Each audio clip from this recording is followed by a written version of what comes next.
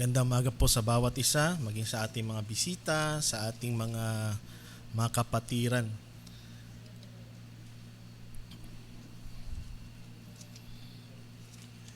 Mga nakaraang linggo ay tayo dumako sa isa ding bahagi ng aklat ng sulat ni Pedro.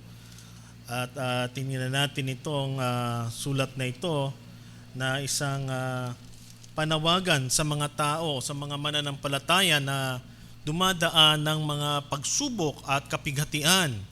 At nung mga karaang linggo ay tiningnan natin ang kanyang panawagan na tayo ay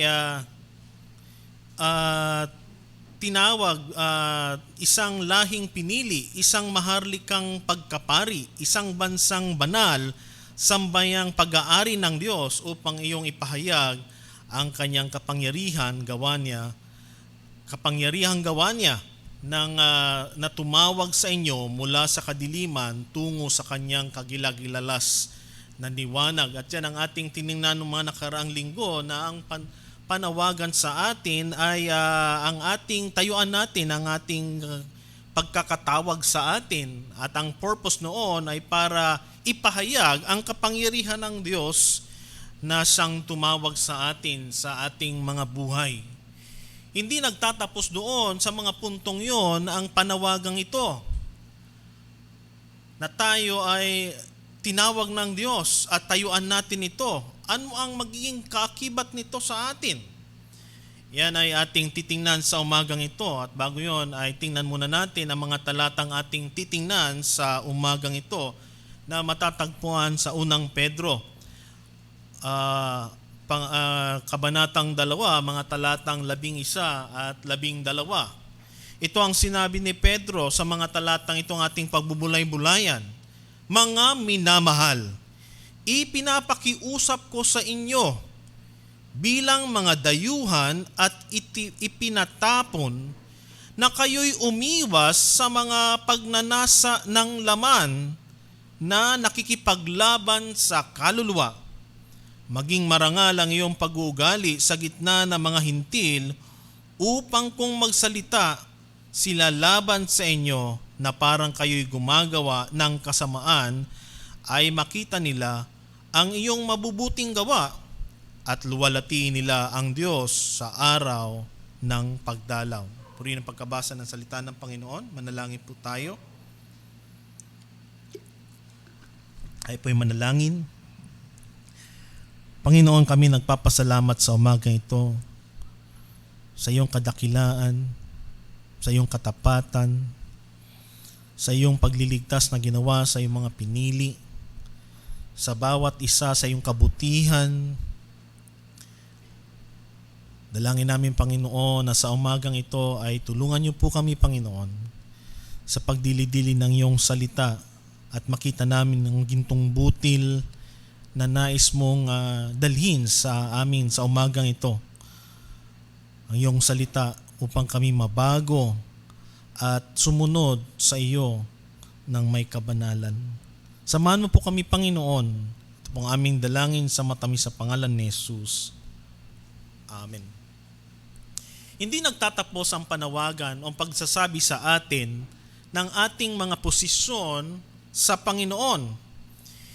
Binanggit ni Pedro ito sa atin para malaman natin ang ating katayuan sa Panginoon na tayo isang lahing pinili, isang maharlikang pagkapari, isang bansang banal, sambayang pag-aari ng Diyos.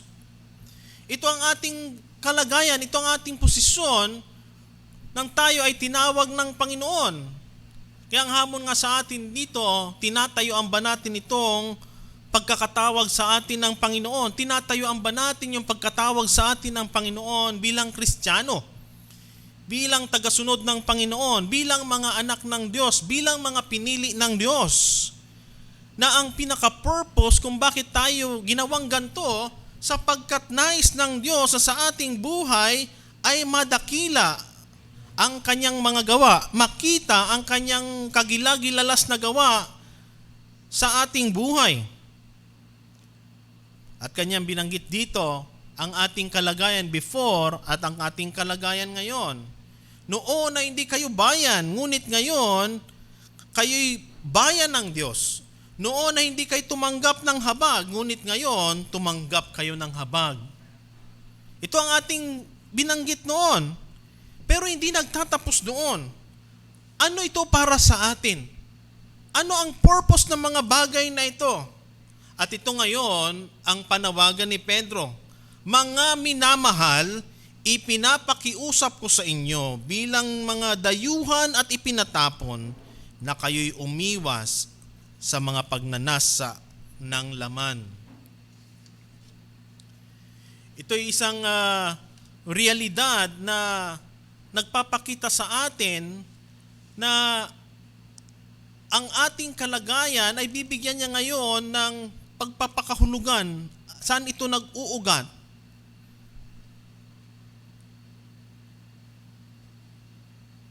Bilang ating posisyon sa Panginoon. Dito pinapakita ni Pedro ang panawagan na mamuhay na may kabanalan. The practice of living with purity. Isang practice na ipinapakiusap. Nakita natin yung emotion doon, yung strong word, ipinapakiusap ko sa inyo.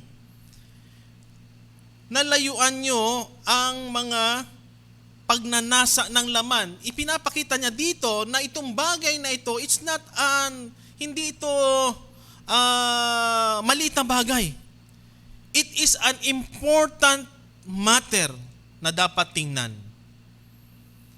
Yung pagnanasa ng laman.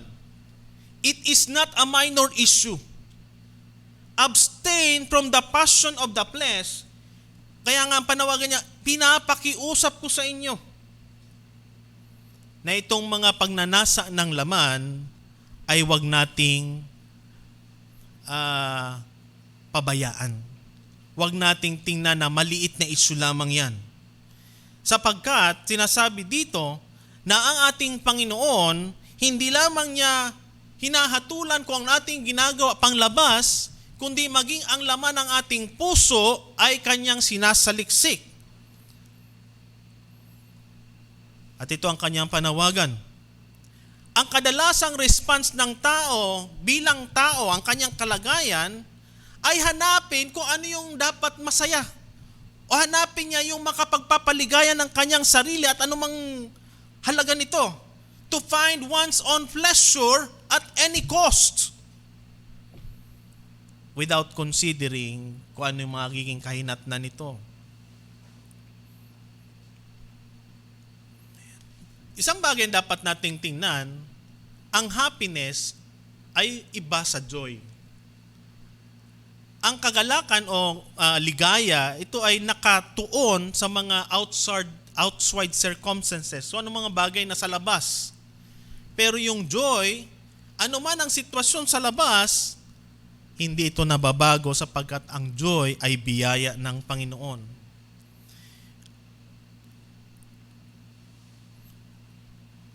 Dapat nating tingnan na ang spiritual man o yung natural na tao, ang kadalasan niyang tendency ay i-resist.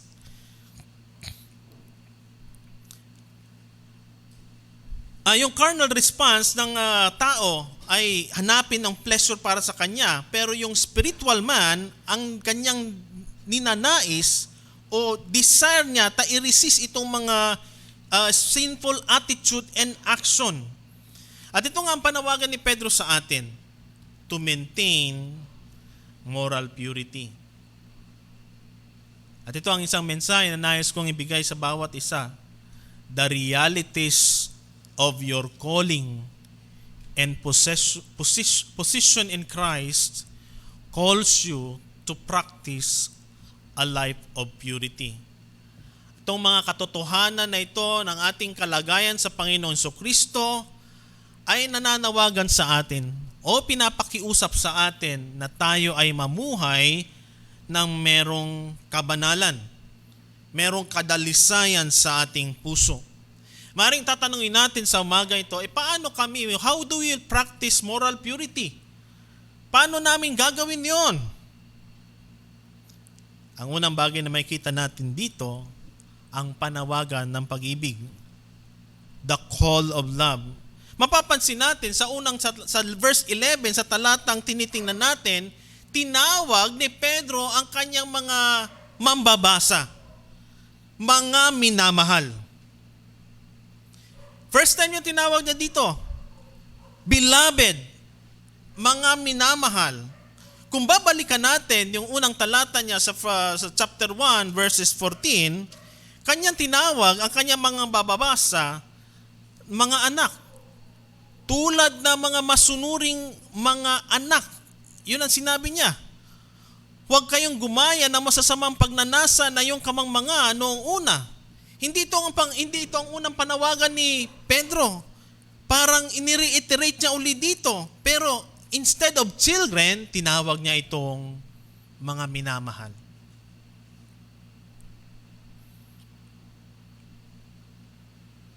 Ang kanyang panawagan to refuse to the conformity, to refuse to be conformed to their former lusts.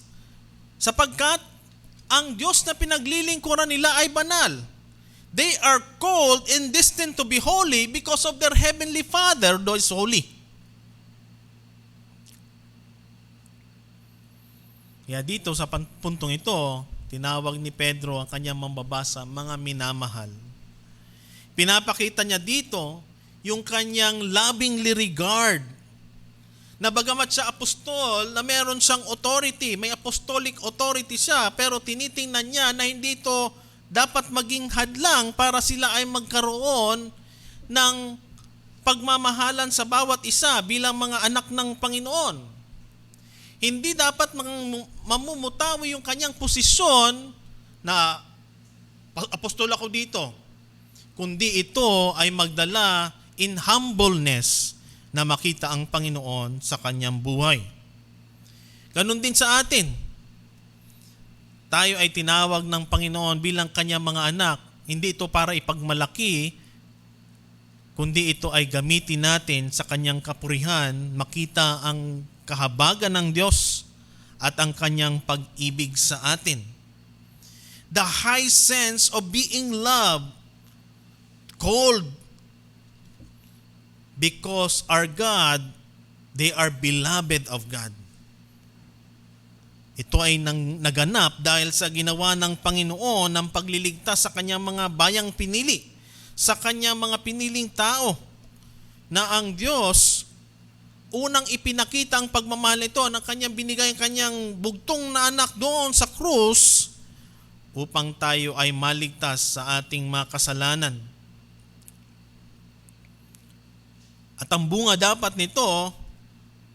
nitong perfect application of redemption ay hindi para ang ating buhay ay may indulge natin sa mga kasalanan, bagkos we will be lovingly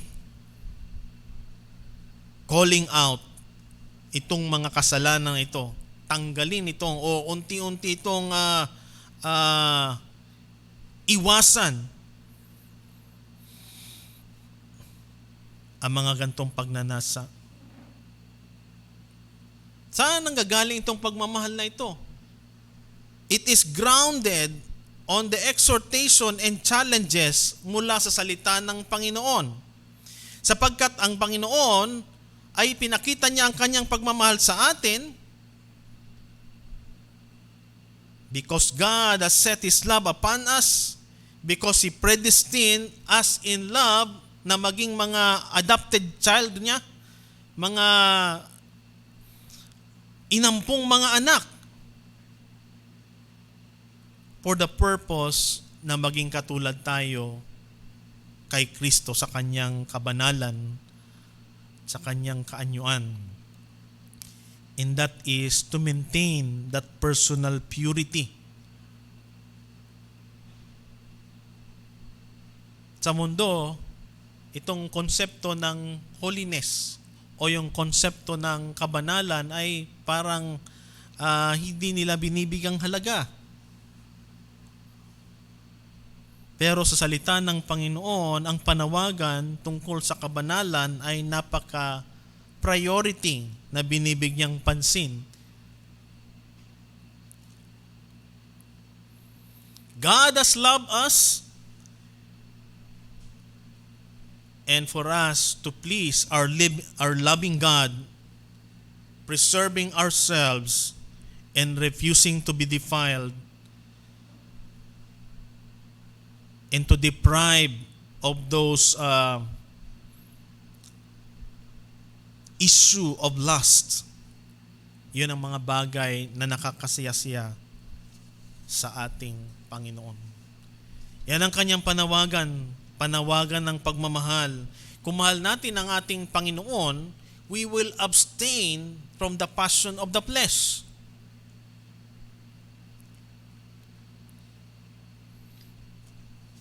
Hindi lamang yung tawag ng pagmamahal, makikita din natin dito na tinatawag tayo ng Panginoon, ang kalagayan ng mga pinili ng Panginoon, we are alien. Tayo'y mga dayuhan. Ang mundong ito, hindi ito ang ating tahanan. Hindi ito ang ating final destination. Tatandaan natin, ang mga tinulatan ni Pedro dito ay mga tao, yung mga mananampalataya na dumadaan ng pagsubok, kapigatian, nakakaranas sila ng pag-aalipusta, nakakaranas sila ng discrimination, nakakaranas sila ng mga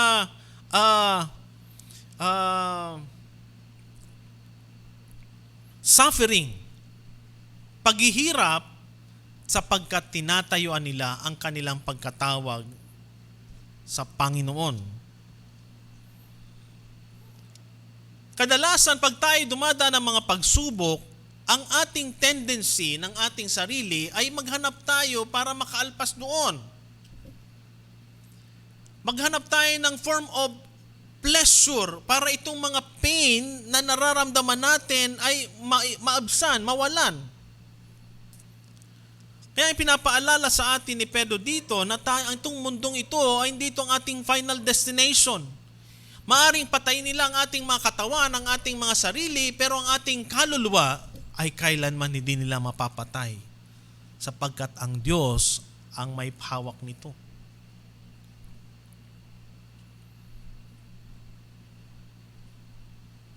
Kaya pag titingnan natin sa ang panawagan dito sa mga unang talata, verse 1 and chapter 1, verse 1, itong sulat na ito ni Pedro ay sinasabi sa mga hinirang na nangingibang bayan at mga nasa pangangalat. Ito yung mga Hudyo na na-disperse dahil sa kanilang kalagayan. Scattered alien. Maaring they were alien by civil or geographic alienation dahil sila yung mga Hudyo na nananampalataya sa Panginoon.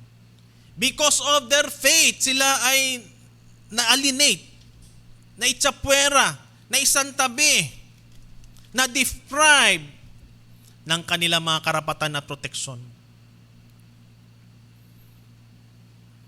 At yung pagkakahiwalay na yon, merong impact sa kanila yon. At yung panawagan ni Pedro, na yes, kayo ay mga dayuhan at ipinatapon, pero tatandaan ninyo na ito ang iyong posisyon sa Panginoon.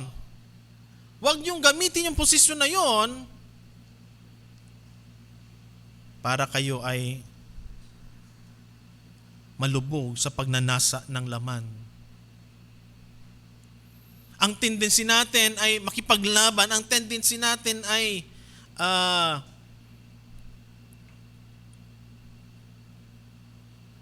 kunin natin kung ano yung ating karapatan. Pero dito sa kalagayan ng mga mananampalatayang sinusulatan ni Pedro, ito yung mga mananampalataya na tinanggalan ng kanilang karapatan, ng kanilang proteksyon. Sila ay inalipusta, sila ay binusabos. And yet, ang paniwagan ni Pedro, na nawa ang mga pinagdadaanan nyo ay huwag nyong tingnan as is, kundi tingnan nyo ito na paraan para umiwas sa mga bagay na pwedeng magbigay ng kaunting kaaliwan sa inyo. Pero in the end, ito'y magdadala sa inyo ng matinding kalungkutan. At ito yung sinasabi niyang pagnanasa ng laman. Hindi lamang ito sinisira ang ating sarili, sinisira nito ang ating pamilya. Hindi lamang yon ang ating mga workplace, ang mga relasyon, maging ang iglesia. The Lord had made alive in regeneration. We are justified by faith. We are adopted as citizen. We are heirs of this glory. Ito ang ating mga karapatan, mga binigay na posisyon ng Panginoon sa atin. And yet, ang panawagan niya ay umiwas sa pagnanasa ng laman. The world is always seeking for sensual pleasure. And yet, the Lord is calling us that it is not your home. This world is not your home. Our citizenship is in heaven. Maaring ang mundo ay tsapwera tayo. Maaring ang mundo ay isang tabi tayo.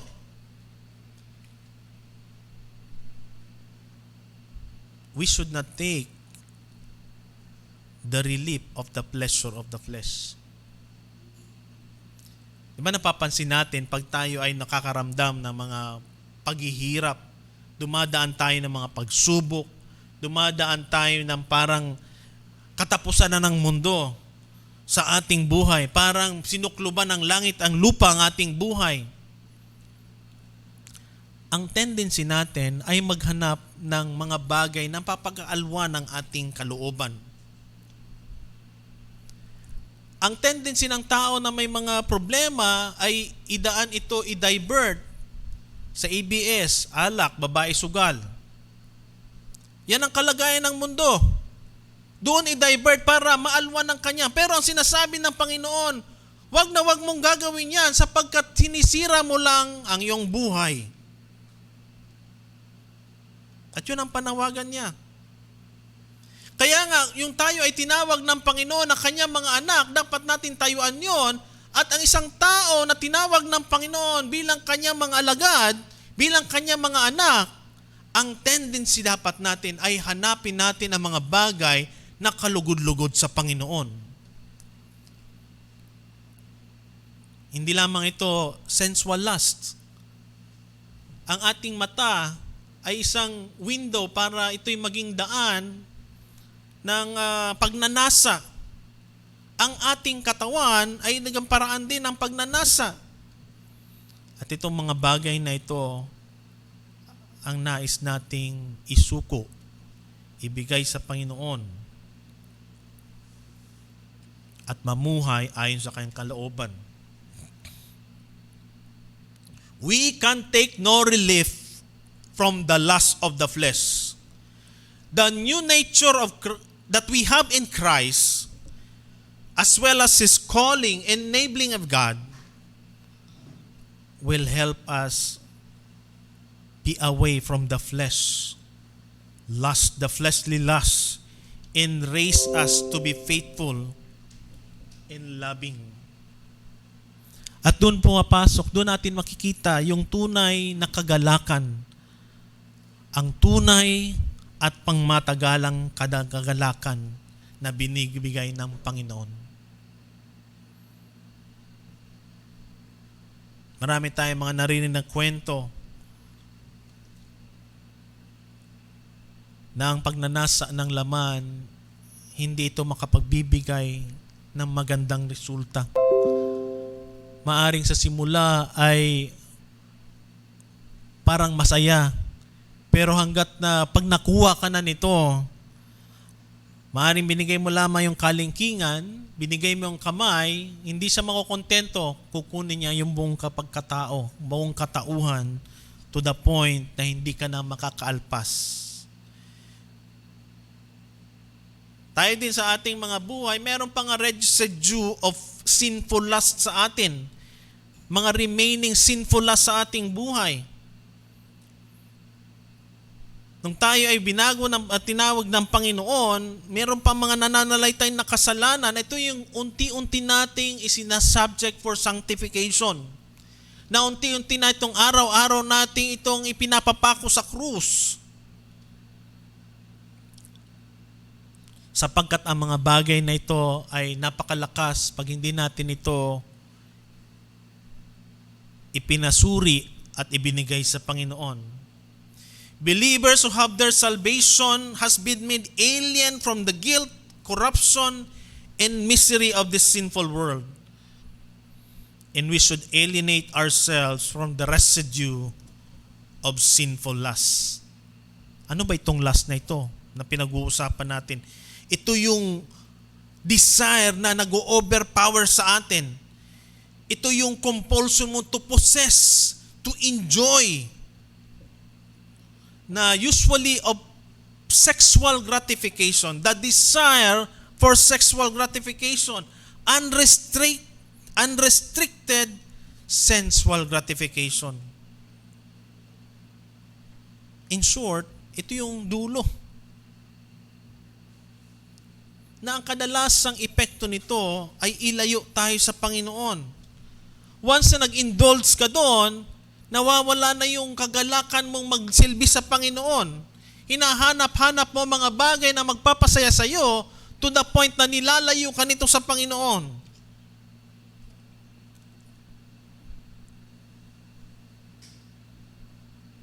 With lust, we become determined to override God's giving and take the pleasure for ourselves. Sa pagnanasa, itinatanggal natin, iniitsapwera natin ang Panginoon nung kanyang pagkilos at paggalaw sa ating buhay at ninanasa natin na yung masatisfy yung kagustuhan ng ating laman. In short, para kang nag-suicide. It suicides for the true and deeply and lasting pleasure that is given by God.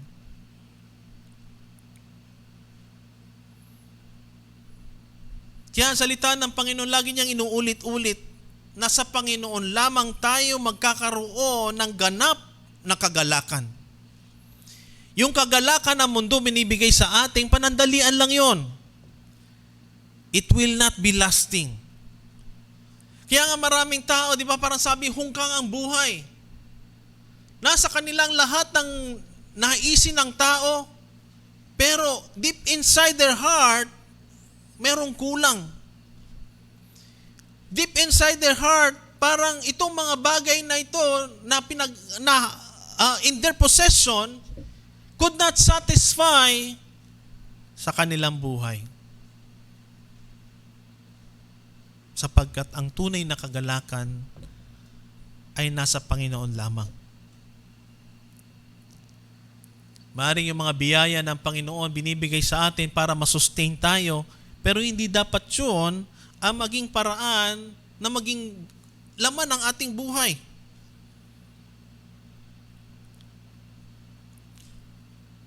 Kaya ang pinaka-effective way to deal with lust is to abstain from them. Is to turn away from them. To run away from that. Isang example na illustration na makikita natin dito na alam na natin to, si Joseph. Yung ang asawa ng Potiphar, siya ay tinutokso para makipag-sex sa kanya, and yet, he ran away. Sabi niya, hindi ko magagawa ito na pagtaksilan ang aking Diyos na pinaglilingkuran. To the point na siya ay nakulong, it doesn't matter. Because he know na ang Panginoon ang kasama niya. Maaaring sa ating buhay, tayo ay dumadaan sa ganong sitwasyon. Tayo ay dumadaan ng mga bagay, tukso ng laman para tayo ma-entice.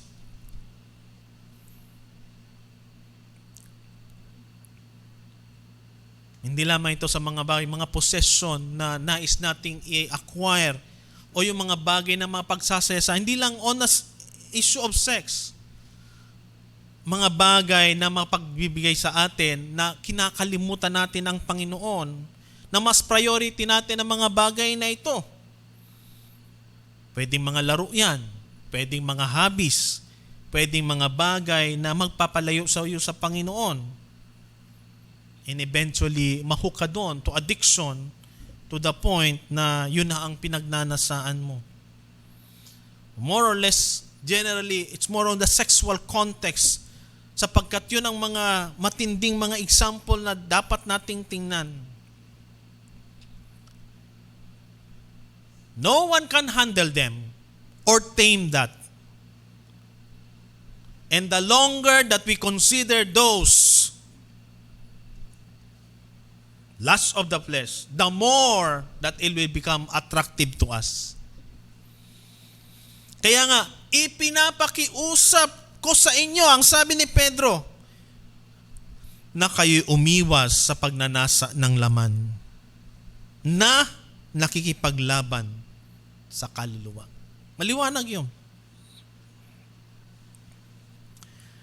Fleshly lusts appeal to us with potent promise of pleasure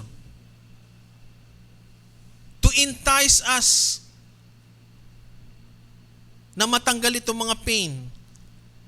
Kadalasan, di ba, sa mga mag-asawa, pag merong tampuhan o merong mga pag-aaway, kadalasan yung separation, lalo na yung mga tao na talagang ang kanilang buhay ay namumuhay ng pagnanasa.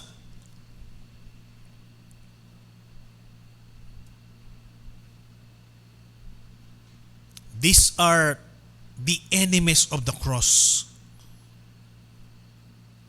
Mga huwad na nagbibigay ng kagalakan, huwad na nagbibigay ng pleasure, they are equipped for the most destructive plan, the destructive pain, the deepest and sorest and destructive pain. Kaya ito isang bagay na dapat natin pag-isipan, ang panawagan ni Pedro. The war against lust. Sapagkat hindi lang ito sinisira ang ating reputasyon, ang ating relasyon sa iba, sinisira nito ang ating kaluluwa. Meron siyang hidden cost na napakahirap to bear. Hidden cost which is unbearable to bear. At ito ini-expose ni Pedro sa atin. That hidden cost to us. At ang purpose na pwede nating ipanlaban doon is i-fix natin ang ating mga sarili sa Panginoon.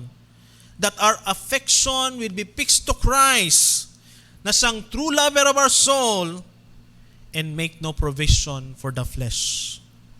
Yan ang maliwanag na panawagan dito sa atin ni Pedro. He is exhorting us to maintain moral purity. For the spiritual man will always determine to resist that sinful attitude and action.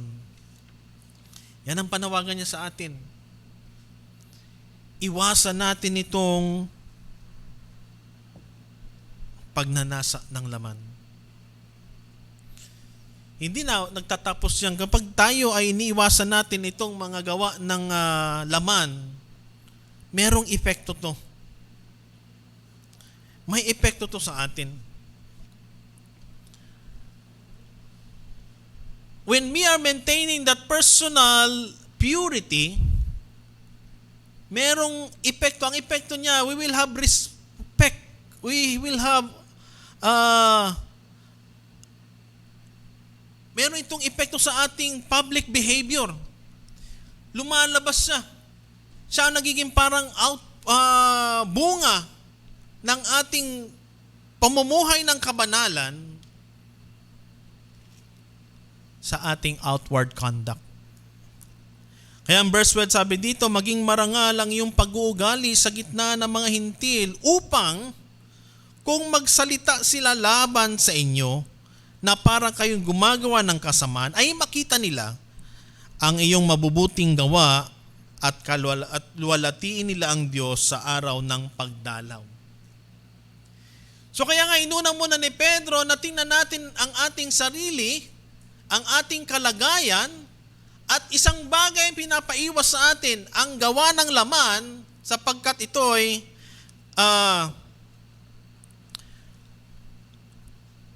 makapagdudulot sa atin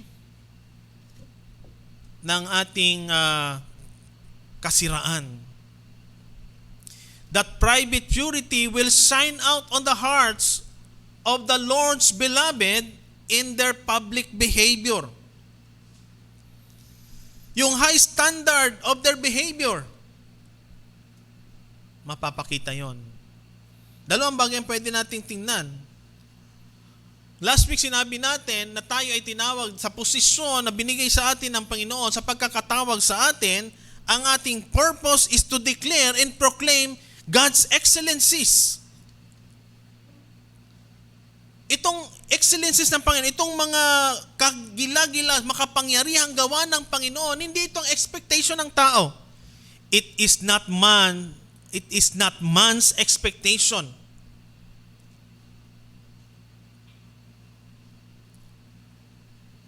Pag tayo ay namumuhay na may pagnanasa ng laman, ang pagtingin natin sa tao ay ganun din.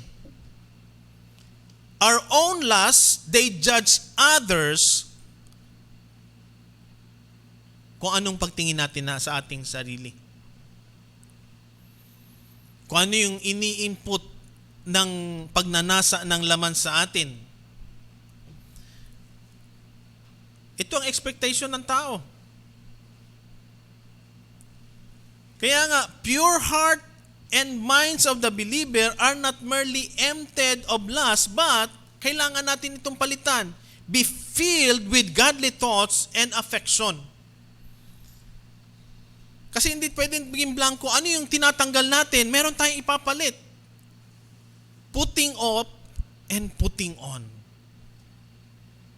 Tinatanggal natin yung mga masasamang pagnanasa ng laman, ang ipapalit natin doon ay yung mga kaisipan, thoughts and affection. Kaya ang spiritual mindedness, napakahalaga.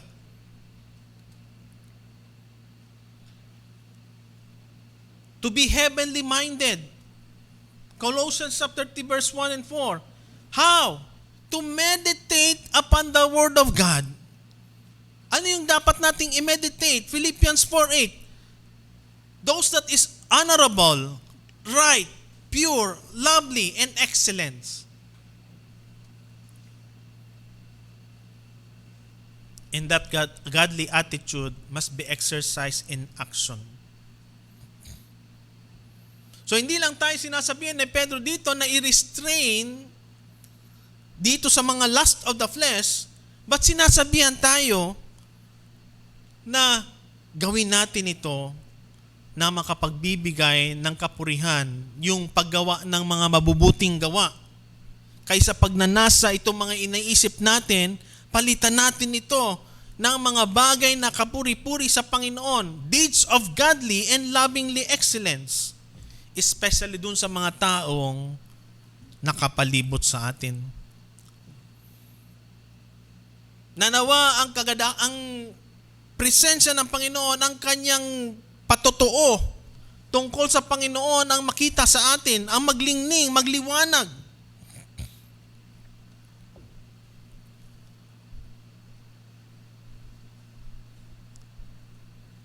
Anong reason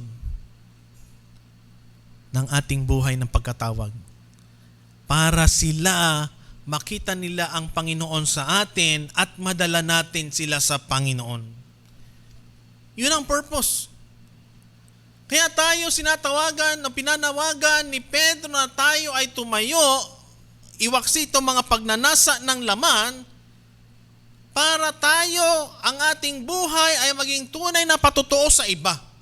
Na makita nila ang Panginoon na talagang yan ang anak ng Diyos. Nakikita ko si Kristo sa kanilang buhay.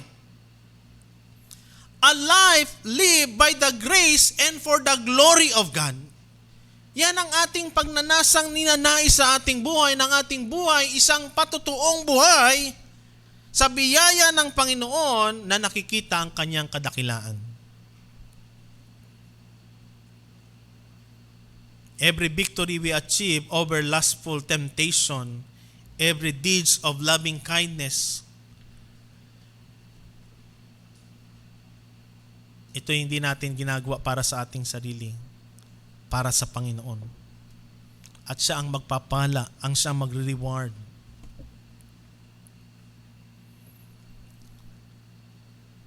So makita natin yung pagkakasuy-suy ng mga talata na binigay sa atin ni Pedro. Kanya nilagay muna sa atin, binigay sa atin, ano ang pagkatawag mo sa Panginoon.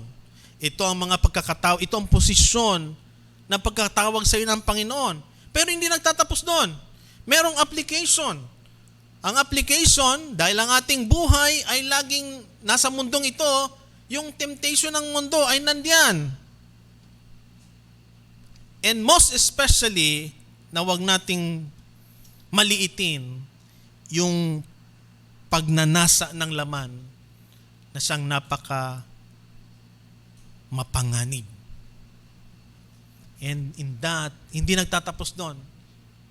Pag tayo ay lumalakad ayon sa kalooban at sa kabanalan ng Diyos, nawa ang ating buhay ay maging patotoo ng kanyang kadakilaan. Yan ang ating purpose. We are called by God upang makita sa ating buhay ang kanyang kadakilaan. Sa pagtatapos, yung process ng practice of purity, kailangan nating i-assure sa ating mga sarili na tayo mga tupa, mga anak ng Diyos. Sapagkat kung tayo tupa, susunod yan. Pero kung hindi, kung mga kambing yan, manunuwag yan. Kadalasan, sa mga panahon ngayon, sa mga iglesia, ang kadalasang inahanap yung therapeutic culture. They replace holiness with wholeness. Yung kabanalan sa kabuuan. Yan ang kadalasang makikita natin. In other words, people come to church to be inspired. They are coming to church to look for blessing. Maraming magsabi, Pastor, na-blessed ako sa message mo. Wala namang masama doon sa word na yon. Pero ang kadalasang meaning noon ay merong na-touch sa aking buhay. Merong na-inspired sa akin. Yung message ay nakapagbigay ng psychological build-up sa akin.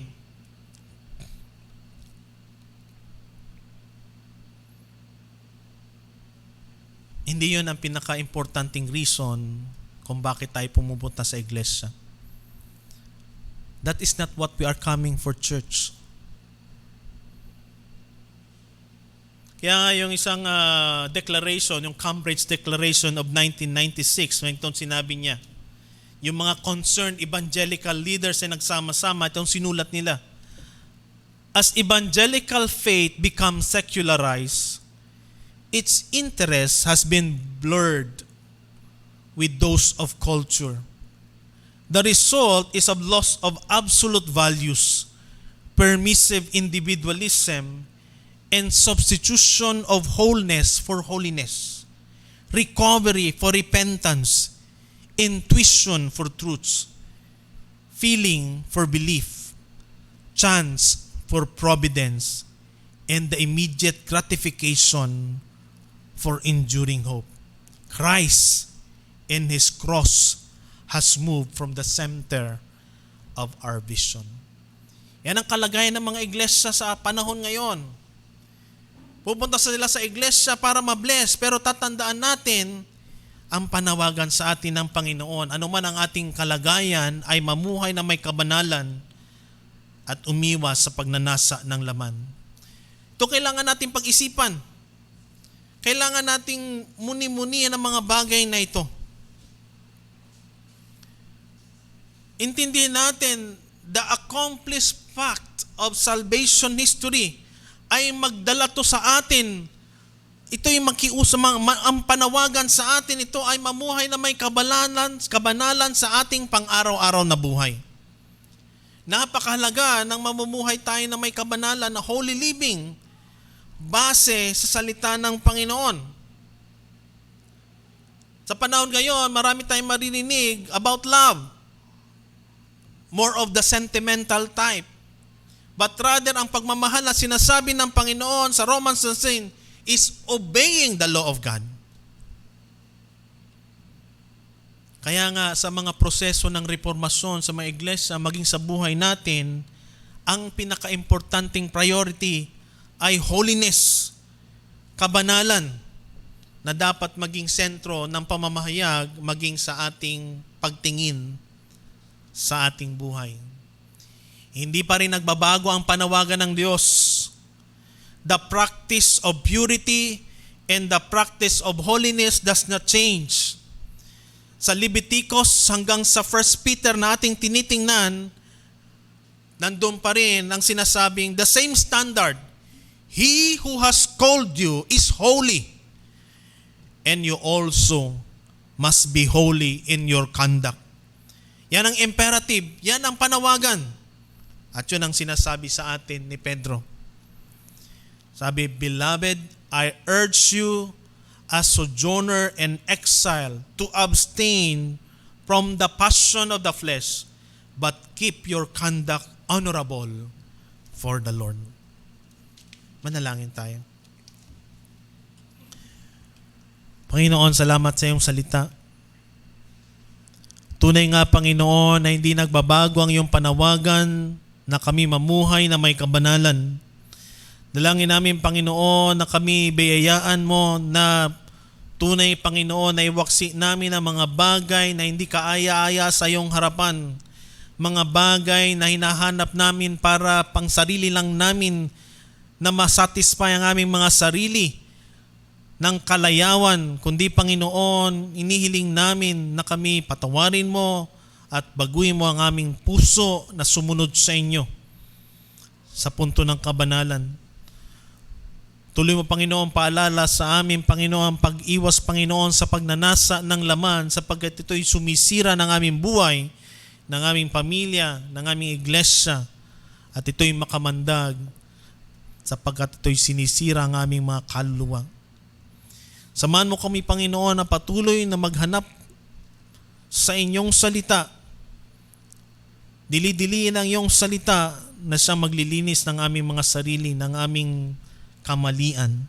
At tulungan mo kami, Panginoon, na patuloy na lumakad na may kabanalan sa aming pag-asa lamang, ang aming buhay na pag-asa ay nasa Panginoon. Salamat, Panginoon. Nawa ito ay tulungan mo kami na patuloy na mamuhay na may kabanalan sapagkat ito'y kaaya-aya sa iyong harapan. Salamat, Panginoon. Ito po ang aming dalangin sa matamis sa pangalan ni Jesus. Amen.